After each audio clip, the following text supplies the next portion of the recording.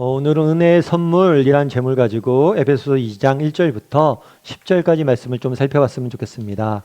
우리가 지금 함께 나 같은 죄인 살리신이라는 찬양을 함께 했는데요. 이 찬양은 많은 사람들에게 사랑받는 찬양이죠. 이 찬양은 존 뉴턴이라는 목사님이 지으신 찬양으로 원래 원곡의 제목은 Amazing Grace예요. 그래서 아마 번역하면 놀라운 하나님의 은혜 이렇게 되어 있죠. 사실 은혜라는 단어만큼 그리스도인들이 좋아하는 단어는 없는 것 같아요. 그래서 교회 이름을 지을 때나 자녀들 이름을 지을 때 이 은혜라는 단어를 많이 사용을 하죠. 저도 마찬가지인 것 같아요. 저희 자녀들 이름 지을 때 우리 자녀들 다 이름에 은자를 넣었거든요. 그래서 은자 돌림으로. 그래서 그만큼 은혜 하면 많은 사람들의 사랑을 받고 또 그렇게 많이 사용되는 단어가 아닐까 싶습니다. 오늘은 이 은혜에 대해서 좀 살펴봤으면 좋겠어요. 우리가 정말 기독교인들이 참 좋아하고 많이 사용하는 이 은혜가 무엇인지. 물론 이 은혜라는 단어는 굉장히 그 안에 담겨져 있는 뜻이 깊고 심오합니다. 그래서 은혜의 모든 면을 우리는 다룰 수도 없을 거예요. 그래도 은혜의 일면에 대해서 은혜란 무엇인지에 대해서 함께 고민하고 또 은혜 받는 시간들이 되었으면 좋겠습니다. 우리 먼저 1절 말씀 같이 한번 읽어볼까요? 그는 허물과 죄로 죽었던 너희를 살리셨도다. 그는 여기서 하나님이시죠. 하나님께서 뭘 했냐면 허물과 죄로 죽었던 우리를 뭐 했다고요? 살리셨다라고 되어 있어요. 여기서 허물과 죄, 이 표현은 굉장히 조금 재밌는 표현이에요. 이 허물과 죄는 어떤 표현이냐면 여러분 우리 올림픽 때 양궁 보셨죠? 양궁 보면 이렇게 화살을 쏘면 관역에 가서 화살이 맞잖아요. 그래서 이 허물이라는 단어는 뭐냐면 이 관역에 미치지 못하다. 다르게 말하면 관역에 도달하지 못하고 떨어진 상태.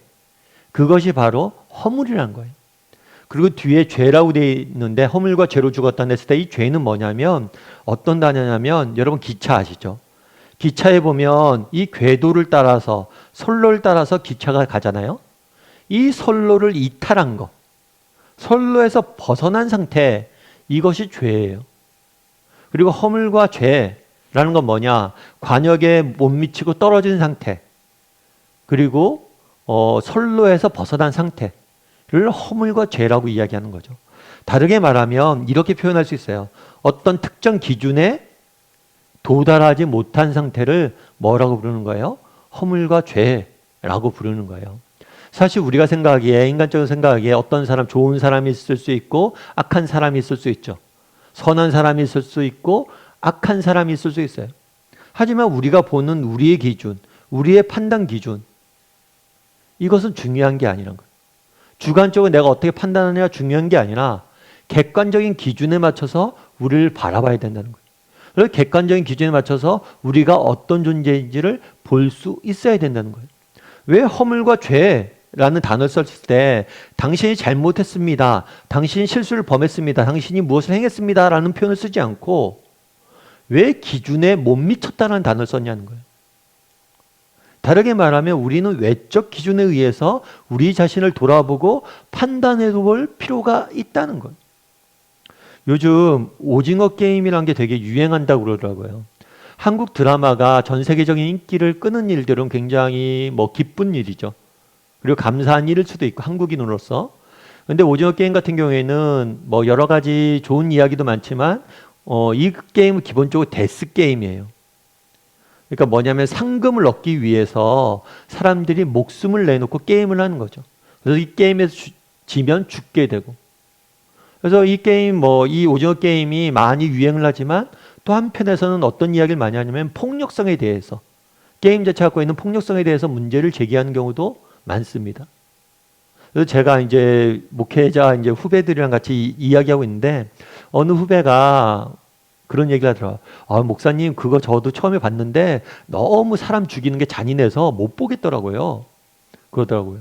근데 또 옆에 있던 어떤 친구는 그런 얘기 하더라고요. 그게 뭐가 잔인하냐고. 요즘 영화들 다 그 정도는 하지.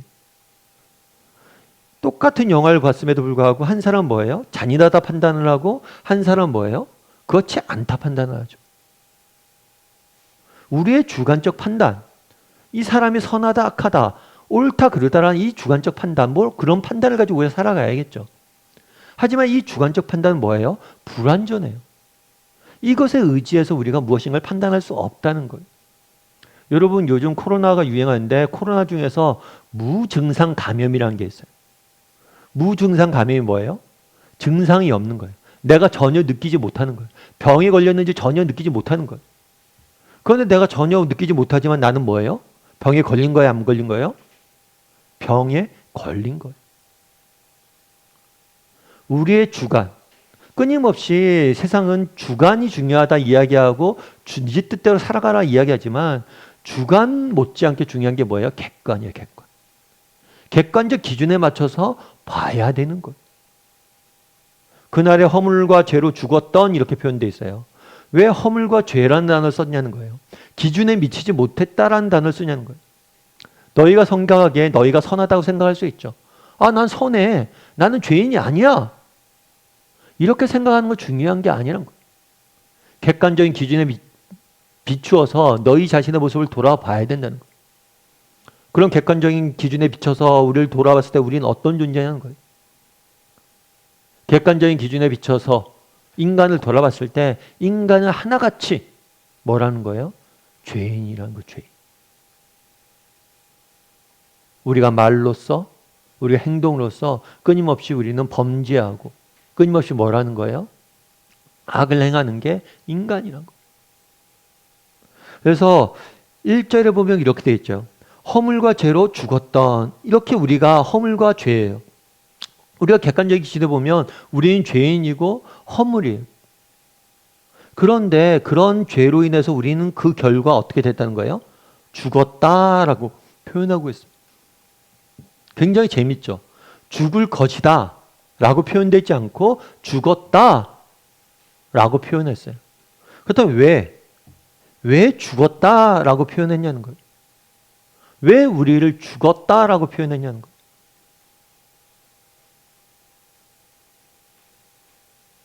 예전에 제가 그걸 봤어요.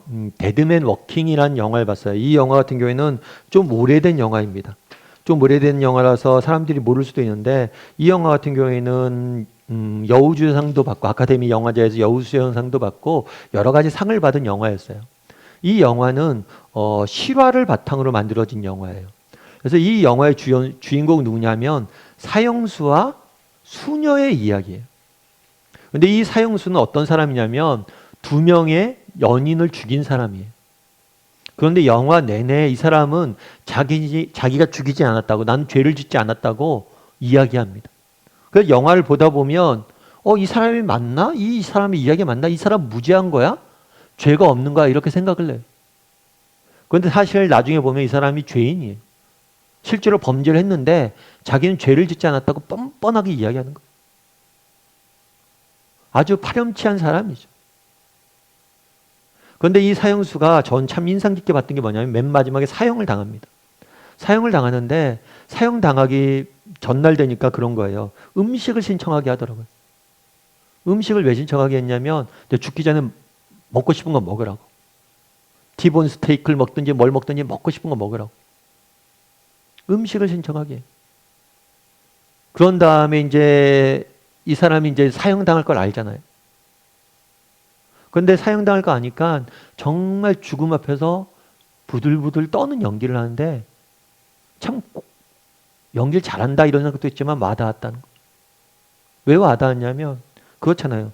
어떻게 보면 되게 파렴치하니에요.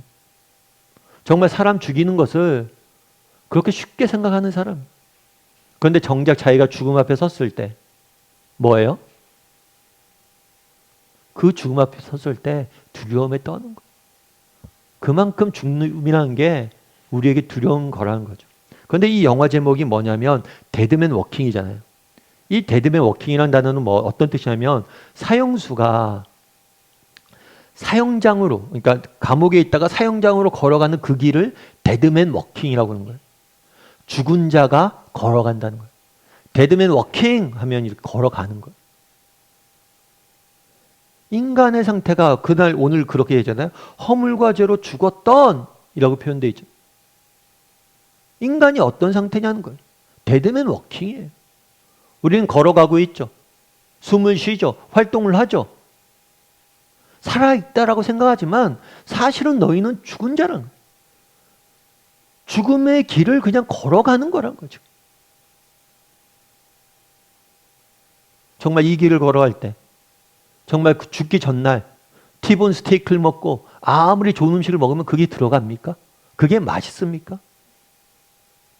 내일 죽게 되는데 무슨 의미가 있어? 정말 우리가 정말 이 죽음의 길을 걸어간다면 이 땅에서 우리가 아무리 화려한 삶을 살고 좋은 걸 먹고 마셔도 무슨 의미가 있냐는 거예요. 그날에 뭐라고 되어 있냐면 바울은 이렇게 이야기하는 거야. 허물과 죄로 죽었던 이라고 표현해. 우리가 어떤 상태였냐는 거예요.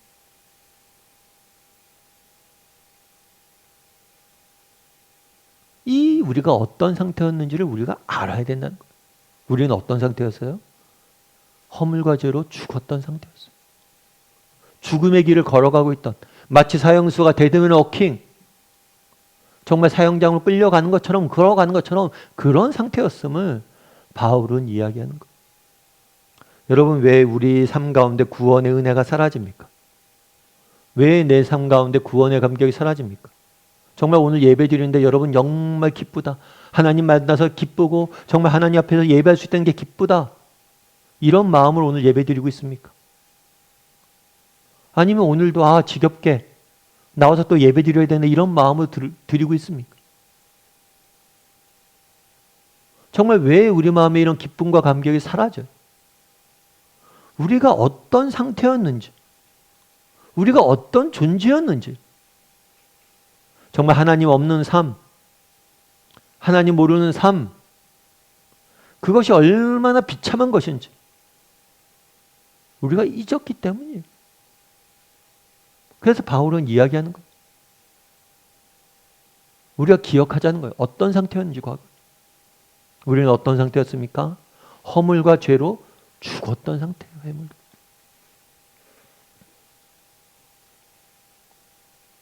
그런 허물과 죄로 죽었던 우리를 하나님께서 어떻게 구원하셨어요?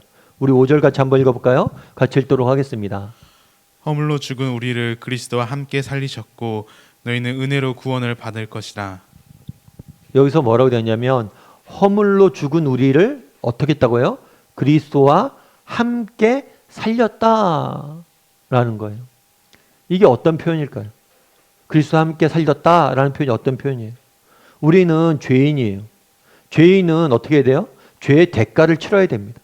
죄의 형벌을 받아야 돼요. 이 형벌은 죽음이라는 형벌이에요. 그런데 이 죽음이라는 형벌을 누가 받은 거예요? 예수님께서 대신 우리의 형벌을 받으신 거예요.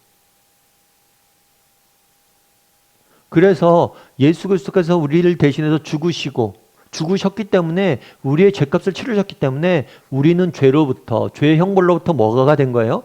자유함이 된 거예요. 그래서 뒤에서 뭐라고 표현하냐면 그리스도와 함께 살리셨다. 우리가 살아난 게 뭐냐면 너희는 은혜로 구원받은 것이다. 구원을 받았는데 은혜로 받은 거다 라고 이야기를 해요. 은혜는 뭐냐면 은혜는 다른 말로 표현하면 선물이라고 표현할 수가 있을 거예요. 선물. 그래서 자격이 없는 자에게 공짜로 주는 하나님의 선물이 뭐라는 거예요? 은혜라는 그 은혜. 자격이 없는 자에게 공짜로 주는 하나님의 은혜. 아까 제가 데드맨 워킹이라는 영화를 얘기했잖아요. 그 영화를 보면서 제가 아까 그런 말씀을 드렸잖아요. 이 사람이 되게 파렴치하다고. 그러니까 사람을 죽였음에도 불구하고 안 죽였다라고 이야기를 해요. 그러니까 죄에 대해서 반성을 모르는 거예요. 사람이 그렇잖아요. 내가 누군가 잘못했잖아요. 그러면 정말 나중에 어떤 법 앞에 섰을 때 반성이라도 해야 되죠. 이 사람 반성조차 안 하는 사람이에요. 그래서 이 사람에 대해서 마지막에 이 사람이 사형당할 때 이 사람이 죽였던 부모들이 지켜봅니다. 그거. 죄값을 치르는 모습들을. 사실 어떤 사람이 실수로 죄를 저지를 수 있어요. 그러면 그 사람을 반성하고 그러면 우리의 긍휼의 마음도 있잖아요. 그런데 이 사람 반성조차 하지 않아요.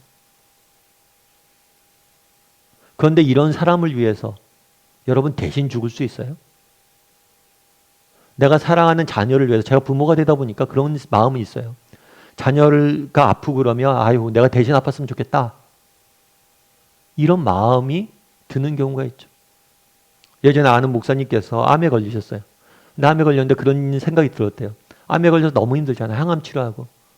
정말 암에 걸리고 항암 치료하면 이건 상상할 수가 없는 고통이에요. 그런데 이 고통스러운데 손주들이 노는 모습들을 보면서 그런 생각이 들었대요. 그래도 다행이다.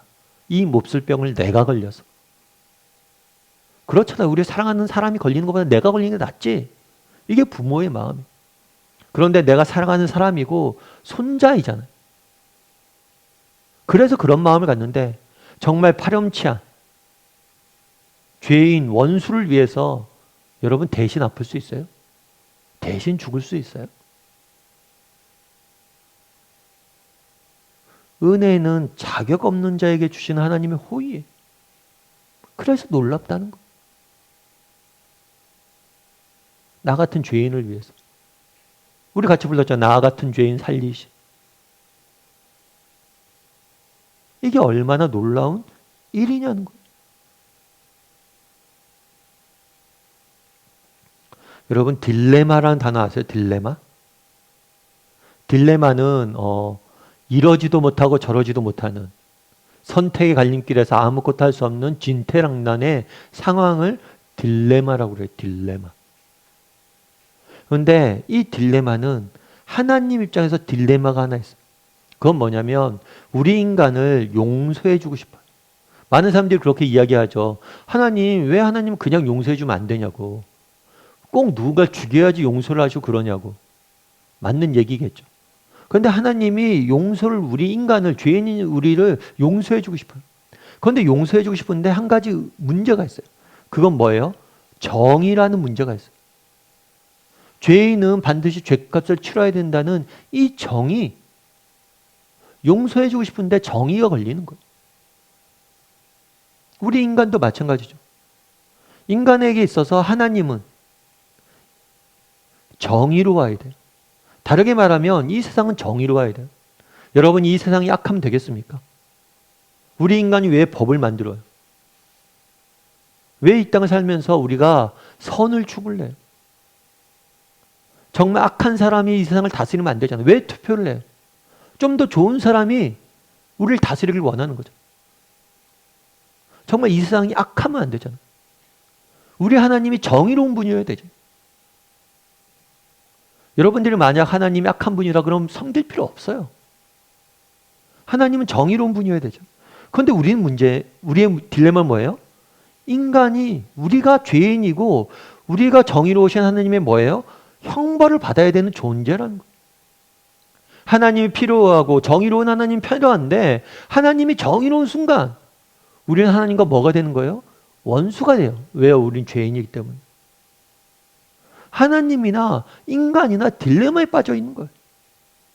하나님은 우리를 용서하고 싶은데 정의의 문제가 걸리고, 우리는 정의로우신 하나님이 필요한데, 선하신 하나님이 우리에게 있어야 되는데, 하나님이 정의롭고 선하신다면 우리는 하나님과 원수될 수밖에 없는 존재라는 거예요.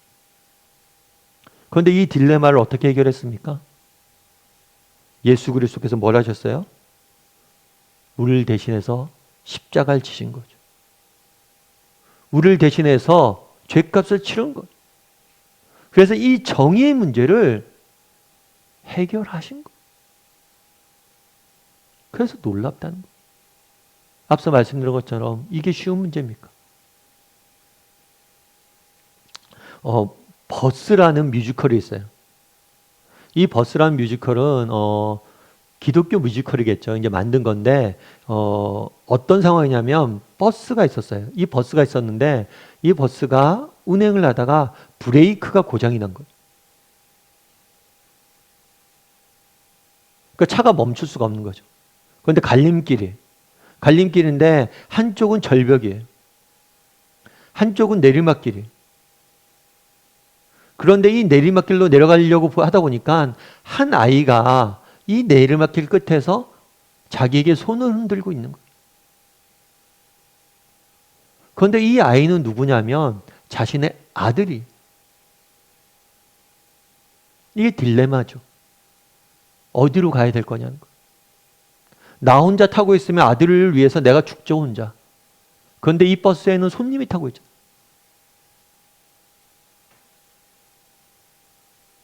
무엇을 선택할 것인가? 그래서 이 버스 기사는 결국엔 어디로 가요? 내리막길로 갑니다. 그래서 자기 아들을 희생시키고 나머지 사람들을 살리는 거죠. 그래서 이 뮤지컬은 예수님의 사랑, 예수님의 선택, 하나님의 선택에 대해서 이야기하는 거예요. 딜레마의 상황 속에서 하나님 무엇을 선택하셨는지. 그러면서 이 뮤지컬은 어떻게 끝나냐면 맨 마지막에 이런 노래로 끝나요. 누군가 사랑했기에, 누군가 희생했기에 이제 우리는 새로운 삶을 살 수 있어요. 누군가 사랑했기에, 누군가 희생했기에. 우리가 하나님의 자녀가 되는 것. 정말 이렇게 모여서 하나님 앞에 예배할 수 있다는 것. 그냥 저절로 된 게 아니에요. 예수 그리스도께서 십자가에 못 박혀 죽으심으로 이루어진 일이란 거예요. 그런데 우리는 너무 자주 이 사실을 잊는다는 거죠. 아까 오징어 게임 이야기도 했었는데, 오징어 게임을 보면 이제 오징어 게임이 그런 이야기라고 그랬잖아요. 상금을 얻기 위해서 서로가 게임을 해서 진 사람 죽는 게임이에요. 그래서 막 게임을 해서 사람들이 다 죽어요. 많은 수백 명의 사람들이 죽어요. 그리고 맨 마지막 2명이 남습니다. 2명의 마지막 대사가 되게 재밌어요. 한 사람 뭐라고 얘기하냐면, 내가 잘해서, 내가 게임에 이겨서 여기까지 왔고 나는 상금을 탈 자격이 있다, 이 이야기를 해요. 근데 다른 사람은 그렇게 이야기해요. 아니라고. 우리가 여기까지 온 것은 다른 사람의 희생을 통해서 여기까지 온 거예요. 우리가 잘난 게 아니라고. 누구 얘기가 맞는 것 같아요? 후자의 얘기가 맞죠. 그런데 우리는 너무 많이 잊는 거. 삶 자체가 그래요. 여러분, 우리가 잘나서 이렇게 살아가는 거 아니에요. 누군가 우리를 사랑했기에, 누군가 우리를 희생했기에 있는 거.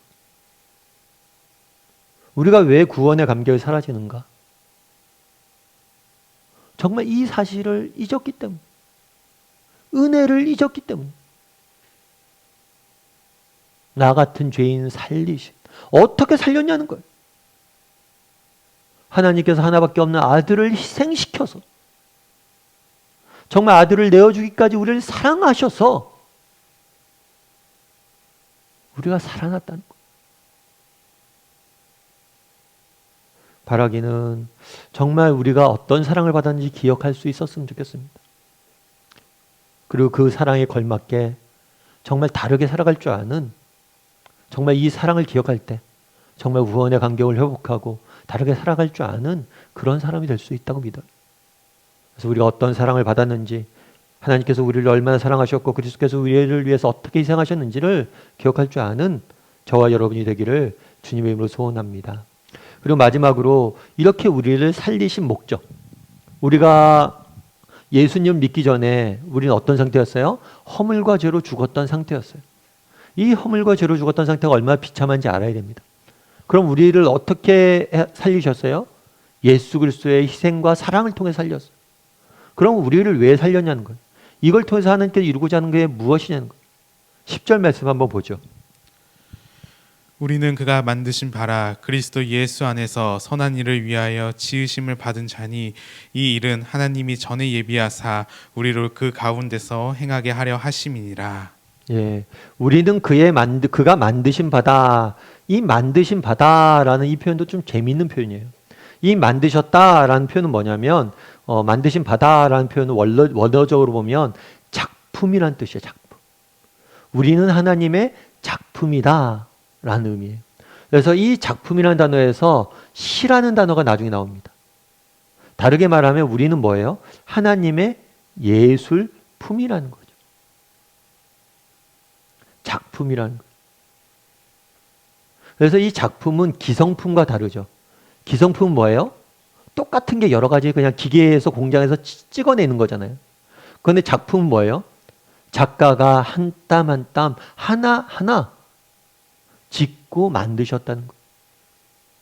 우리 각 사람은 이렇게 어떤 거예요? 하나님의 작품이란 거예요. 하나님의 존귀한 존재란 거예요. 여러분 이 사실을 기억을 해야 돼요. 제가 좀 재밌는 거 하나 봤는데 지문 아시죠? 지문. 여러분 지문이 똑같은 사람이 있을까요? 지문이 똑같은 사람이 있을까요? 지문이 똑같은 사람이 확률이 뭐냐면 860억 분의 1 정도 확률로 똑같은 사람이 있대요. 그런데 전 세계 지구 인구가 평균적으로 얼마라고 그래요? 7에서 80억이라고 그래요. 그러니까 사실적으로는 지문이 똑같은 사람이 없어요. 놀랍지 않습니까?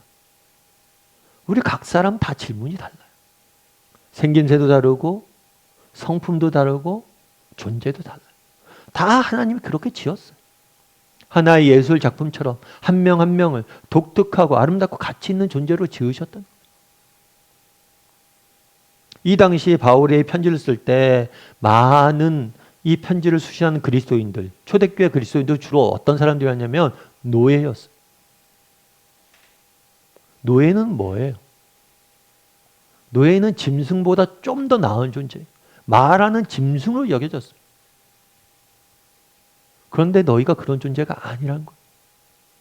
너희 한 명 한 명은 정말 아름다운 하나님의 작품이란 거예요. 참 이 표현을 듣고 얼마나 그때 감격이 있었을까요? 초대교회 성도들. 그런데 하나님께서 이런 우리를 이렇게 존귀한 작품을 만드신 이유가 있어요. 그건 뭐냐면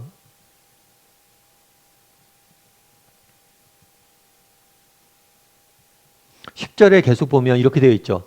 10절에 보면 우리는 그가 만드신 바라 그리스도 안에서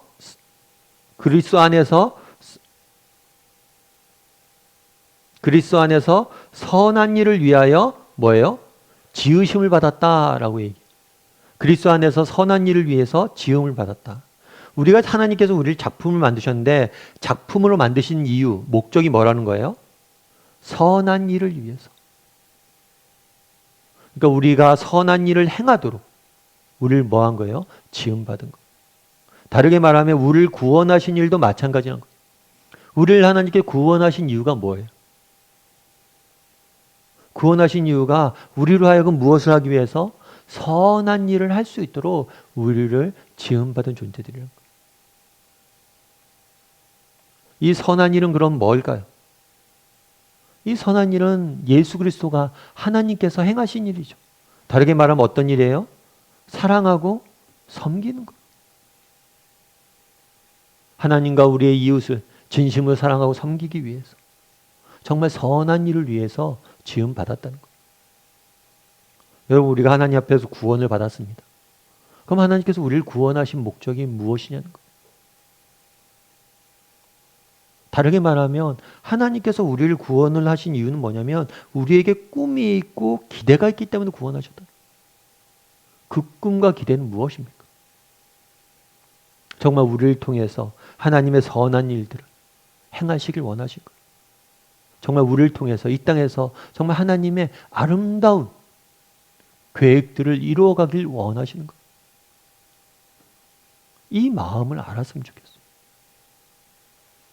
그리고 정말 이 땅에서 정말 하나님께서 우리를 보내신 목적, 하나님께서 우리를 지으신 목적, 그것이 무엇인지 날마다 묻고 그것들을 이루어가는 삶을 살았으면 좋겠어요.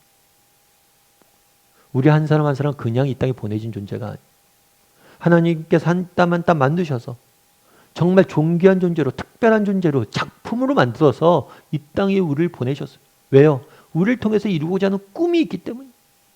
여러분이 서 있는 그곳, 그 자리, 하나님 특별한 계획을 가지고 보내셨음을, 이루고자 하는 계획이 있음을 믿고 그 믿음의 길을 걸어가야 된다는 거예요. 여러분, 모나리자라는 작품을 아세요? 레오나르도 다빈치가 쓴 작품인데 이 작품의 가격이 뭐 20조다, 뭐 40조다 그렇게 이야기해요. 그만큼 이 작품은 뭐예요? 가치가 대단한 거예요. 그런데 재밌는 것은 이 작품에 이 여인이 누구냐는 거예요. 이 여인의 특징은 눈썹이 없어요. 그리고 이 여인이 누구냐라고 라는 이야기를 굉장히 많이 여러 가지 설이 있다고 그러더라고요. 어떤 사람은 베니스의 상인의 부인이다라고 이야기하는 사람도 있고, 어떤 사람은 레오나르도 다빈치의 어머니다라는 사람도 있고, 어떤 사람은 레오나르도 다빈치의 자화상이다. 그래서 이게 누구냐에 따라서 학자마다 10가지 정도의 설이 있다라고 그러더라고요. 그런데 재밌는 건 뭐냐면 이 작품이 누구냐, 이 여인이 누구냐, 이 주인공이 누구냐는 상관이 없어요. 이 주인공이 누구냐 몰라도 이 작품은 뭐예요? 작품의 가치가 떨어지지 않습니다. 왜 그래? 레오나르도 다빈치가 그렸기 때문에. 우리도 마찬가지란 거예요. 그날에 뭐라고 이야기합니까? 너희는 그가 만드신 바다. 하나님, 우리는 하나님의 작품이란 거예요. 그리스도께서 우리를 십자가에서 구원하실 때 우리를 향한 꿈과 기대가 있다는 거예요. 이걸 기억했으면 좋겠어요. 우리 한 사람 한 사람은 의미 없는 존재들이 아닙니다. 정말 예수 그리스도께서 꿈과 기대를 가지고 우리를 위해서 십자가를 지셨어요. 이 사실을 기억하고 정말 이 땅을 살면서 정말 하나님께서 나를 이 땅에 보내신 목적은 무엇일까? 나를 지으시고 나를 그리시면서 정말 이 세상에 보여주고 싶은 향기는 무엇이었을까? 나라는 작품을 통해서 이 세상에 나타나고 싶은 하나님의 메시지는 뭘까? 그것들 고민하고 이루어갈 줄 아는 저와 여러분이 되기를 주님의 이름으로 소원합니다.